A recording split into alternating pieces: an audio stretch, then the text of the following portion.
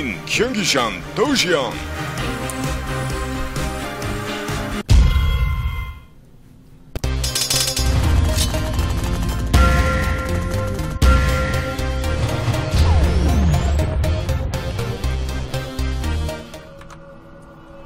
Hey, what is up, guys? Welcome to game number 5 between Dignitas and SlayerS. We've got Dream playing for Dignitas now, and he will be the red Protoss. At the top left, the map is still Shakura's Plateau, and down on the bottom, we have got Golden. SlayerS Golden. I feel after that intro, it should be like, SlayerS Golden! We need Spencer to do the voice for us. Dignitas Dream! Anyway. Golden. Yes. Well, what do you think we're going to see here, man? Another ZVP? We're going to see something very similar to the beginning of what we saw last time, unless Dream is just planning to outright cheese his opponent. Well, that's a little interesting. Hey, I mentioned that. Well, when was the last time we saw Protoss one basing on this map, and we see it right here? It could very easily be one gate expand, and then he puts subsequent gateways down here, or something like that. Seen that a couple of times, but more often than not, you see the Forge Fast expand over at this ramp because it's really just not that big. I still feel like if you're going to one gate expand, though, why not just go for Forge Fast expand? It's so much more efficient. Yeah, no, I don't disagree with you. Just saying that that's a possibility. It is definitely a possibility. And you know what? Whenever I scout a Protoss, because most people know I play Zerg, whenever I scout a Protoss going for one base on this map, immediately I start thinking, jeez, 4-gate. Something weird is about to happen. Why wouldn't you Forge Fast expand? But yeah, that's my spider senses that would start tingling. So what are you thinking, Vin? Well, because even if he was planning to move into Stargate or something like that, he would still have probably started with Forge Fast expand into double Stargate or something along those lines.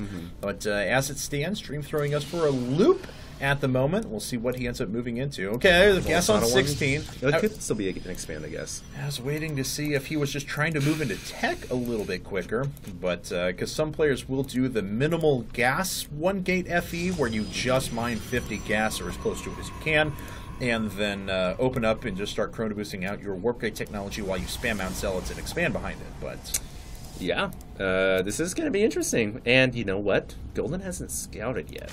If we check Golden's vision, he has not even found out where... Well, he knows where the Protoss is because it's cross-spawn. Yes, he just went to the bottom left and he didn't just went see to his opponent. Yeah, so close spawn vertically. Exactly. So he knows where his opponent is, but I think he's just assuming at this point that Dream has Forge Fast expanded or Nexus first. Yeah. And that's not the case. And he's in for a little bit of a shock once he makes his way up there in a bit, as this Overlord will eventually trudge its way up there. And we'll see what Dream decides to move into now, as he does have a second probe running out. Okay, yeah, so he's doing close to what I was talking about before. This is just going to be his secondary wall, and he'll expand behind that. But it looks like he wants some attack units on the ground first, because has Golden... Oh, Golden only made 2 lings, and that was it. So the trade-off here for Dream, instead of going for a Forge Fast expand and getting the gateway first, obviously he's going to have his tech out a little bit faster, and he's going to have a couple more units out in the field faster. The Zealots, he's going to be a little more mobile, at the expense of a quicker and more everlasting economy, a quicker expanding economy. So we'll see if Dream can make those advantages go in his favor or not. Maybe he can kill off some drones here. Maybe he can do some damage with the Zealot. Maybe he can tech up quicker. And we'll see what Dream opts to go for. Yeah, at the very least, this is going to throw Golden off his game a little bit, as Golden is producing 4 more Zerglings. 10 Zerglings. Oh, wow. Okay, so he has no idea what's coming at him. Has he even scouted? No, he is still not scouted his opponent he's going to scout quite now. Yet. And let's actually take a look as the Zealot tries to make its way in. A Spinecrawler is coming up because, like you mentioned, Golden is just very uncomfortable right now. Yeah, I would be uncomfortable too, man. And he's going to get a timing on that Nexus and realizes, hey, that Nexus is really late. He didn't Forge Fast expand. And there it is, if he's paying attention. Now, he's going to get us around on the Zealot and the Stalker. But now he knows. He should know if he's in tune with the game timings of StarCraft 2. He should realize that this was a one-gate expand. Certainly. Let's see here now, as we have gateways 2 and 3 being added to the front, and the pylon being put down as well. No Forge quite yet, so he's not going to move into quick upgrades. It is just going to spam out a bunch of gateway units for the time being, and Golden is actually supply blocked, so he is thrown off his game quite a bit, as Dream is doing a nice job here. Yeah, and the frontal wall just getting laid down there to deal with the Zergling pressure. Love the play by Dream. He wants to avert crisis where Zerglings can run in, but they get in anyways. He gets a force field down. Can he save the last sentry? No, he does not. Oh, wow. He's not going to save either of his sentries. That's actually a very bad situation. He warps in another sentry, and that one's dead. Just dead, dead, dead. Oh, no. Wow. Big mistake out of Dream there. I don't know why he was warping in a sentry. Maybe he thought more Zerglings were coming and he needed to wall off the front door, but he needed to make a Zealot there. Now, all of a sudden, if he was ahead at all, he is really far behind. Yeah, certainly, and that sentry takes quite a bit of damage as well, but Golden's on 3 base now, and we'll see what's actually what the economy's at. 38 drones to 31 probes. The Zerglings didn't even have speed. Yeah. They walked in there. Yeah. Did a little ballerina, killed off the sentries. That was awesome. That was great by Golden. That's really no other way to say it. Yeah. No, and then of course it was Dream made a little bit of a mistake, just misplacing those force fields. But all right, so let's go ahead and take a look at things now. This buried probe over here at the 3rd of Golden was finally taken out, but I do believe that it got a scout on that hatchery, and indeed it did. I think Dream now is going to have to figure out what he wants to do. I don't know if he can play a macro game against Golden, especially considering what he's lost already. Maybe he's going to go for some kind of timing attack. Perhaps 7-gate +1 like his teammate did in the last game. Well, we'll see if that is going to be the case. Both players are actually pretty critically supply blocked. His teammate didn't go for 7-gate. His teammate went for DTs. Yeah, it was DTs into 8-gate, though. Yeah. So, or maybe 8-gate into DTs. In any case, he did end up having 8 gates on 2 base for a while, but expanded before he was able to really realize the production off of the 8 gates. Yeah, it was a very weird, inefficient build, really, from his teammate. But, hey, let's see if he can make this push happen here. It looks like it's just 5-gate pressure, or 3-gate pressure? It's, no, it is 5-gate, because he has the 2 gates up at the front of the wall as well. 2 gates there, 2 gates there, 1 gate there. Okay, so 5-gate pressure from Dream here. He's got to be very careful not to overcommit, but it looks like he catches Golden off guard with this awkward timing push, and this could actually do a lot of damage. Yeah, it certainly could. We'll see if he's able to take out these spine crawlers, because at first, these force fields worked against him a little bit. He used a lot of energy, so he's not going to be able to replace the one on the ramp for a little while. Golden with good positioning, though, to bring these units back into the firing range of the roaches that are sitting on the ramp, and now these zealots are actually doing a considerable amount of damage. Wow, that's a lot of zealots. Now, I'm a big proponent of Protoss players going for this kind of awkward timing and hitting the Zerg when they least expect an attack to happen. You can see right here, Golden was droning up. Golden wasn't prepared for this attack, and all of a sudden now his natural hatchery could go down. I don't know why Dream is trying to force his way up a ramp that he himself force fielded, but he needs to be a little bit more cost effective with this attack. It looks like he will kill off the natural hatchery, or no, he will not, or yes, he will. There it goes. Yeah, it was going to go down eventually. And we do have a few zealots that made their way into the 3rd, which is now actually only the 2nd base that's up.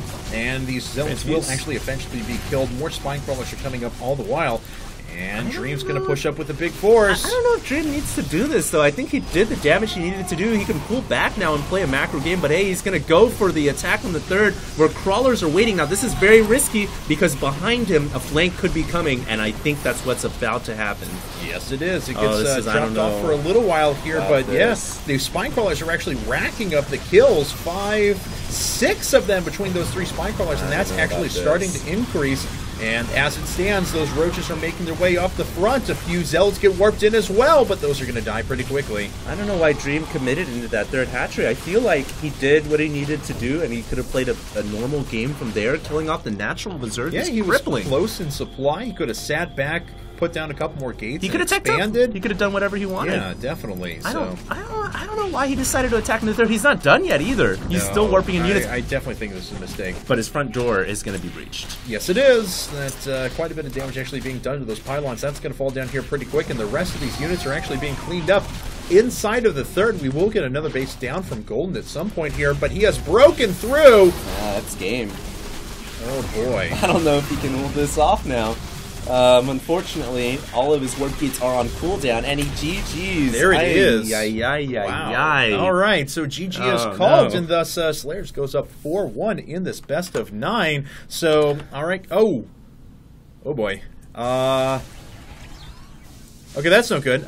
Producer telling us that Dignitas opted to forfeit the last game of the set, unfortunately. Thus, we do not have the last remaining game. That actually sucks a lot, but I apologize. Dignitas is going to be sent into the lower bracket, and SlayerS will advance into the semifinals of the winners bracket. That's just the way the day goes for Dignitas, unfortunately. Sorry about that, guys. Hate to be the bearer of bad news there. But, hey, we do appreciate you guys for tuning in for the first night of Team Arena Challenge. This is a $10,000 tournament. SlayerS has advanced into the semifinals of the winners brackets. And don't forget, tomorrow night, guys, at 5 p.m. Pacific, we have Mouse versus Millennium.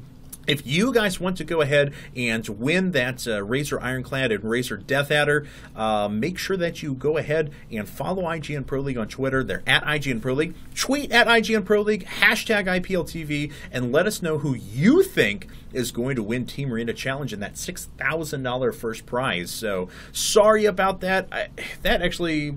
Oh, man, I would love to see Select go in there, something like that, and try and take a game or two for Dignitas. But as it stands, that is going to wrap up our first night tomorrow, guys. Mouse versus Millennium. Don't forget to follow us on our social media. Twitter, Facebook, or YouTube is at IGN Pro League. You can find us at IGN.com/IPL. I am available over at YouTube, Facebook, or Twitter as at CatsPajamasSC2. And I'm available at YouTube, Facebook, and Twitter at HD StarCraft. Thanks, guys, for tuning in today. Hope you guys tune in tomorrow for Mouse versus Millennium. We'll see you guys then.